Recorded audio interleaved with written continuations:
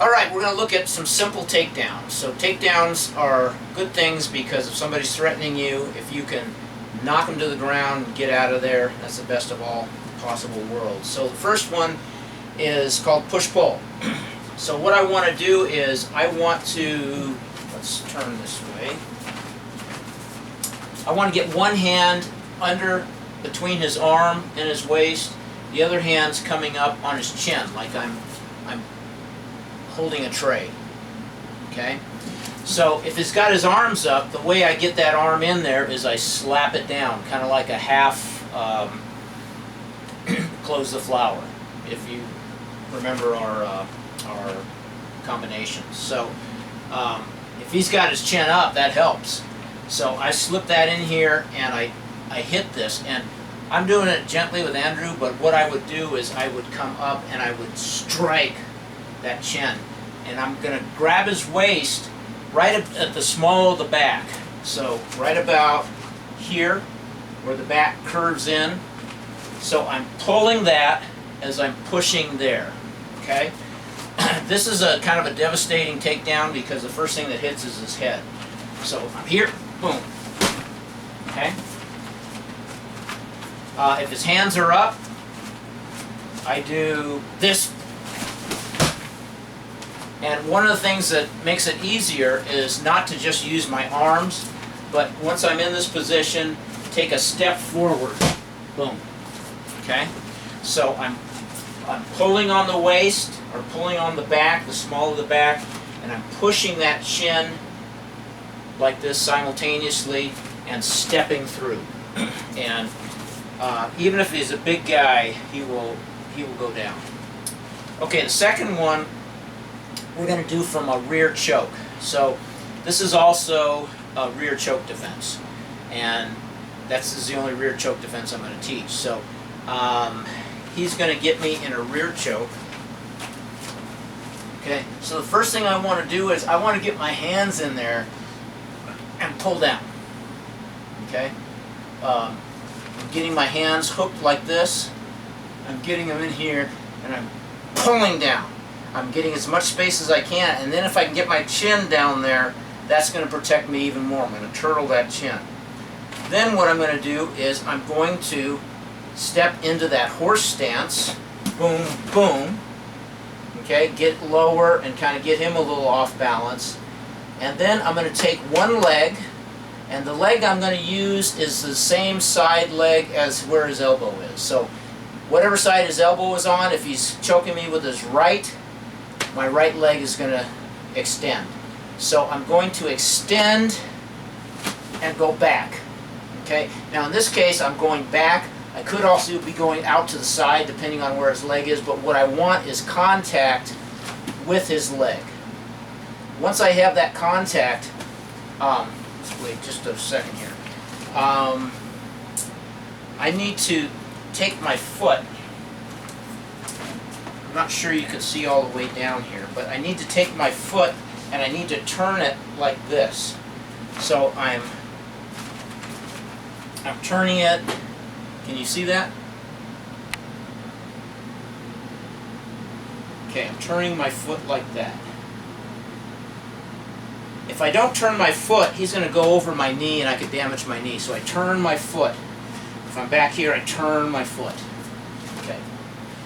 Okay, so when I turn my foot, I get my leg right up against there. There cannot be a gap between my leg and his. If there's a gap, he can recover pretty easily.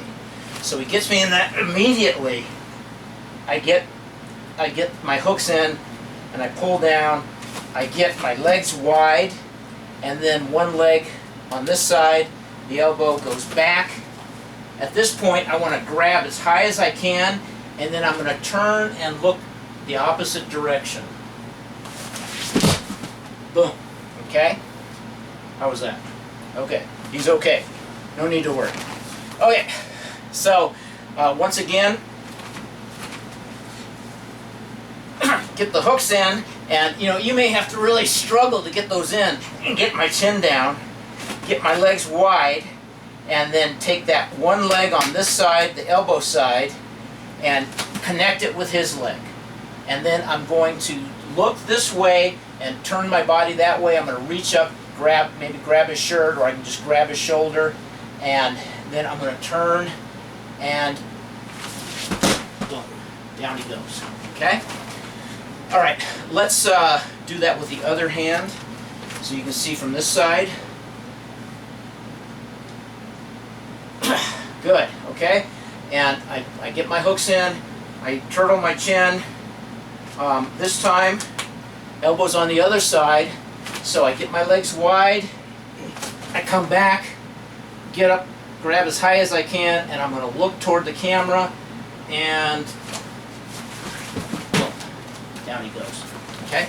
So that's called a body drop throw. The last one we're going to do is called a major outside sweep, and that could be, yeah, he could be grabbing me here. What I can do is I need to unbalance him on top, and I'm going to step forward like this. So I know you can probably see down like this. So let's come this way just a little bit. So I'm going to step forward, and I'm going to leave a little gap. Let's turn this way. As I step, I'm leaving just a small gap between me and him, or my foot and his foot.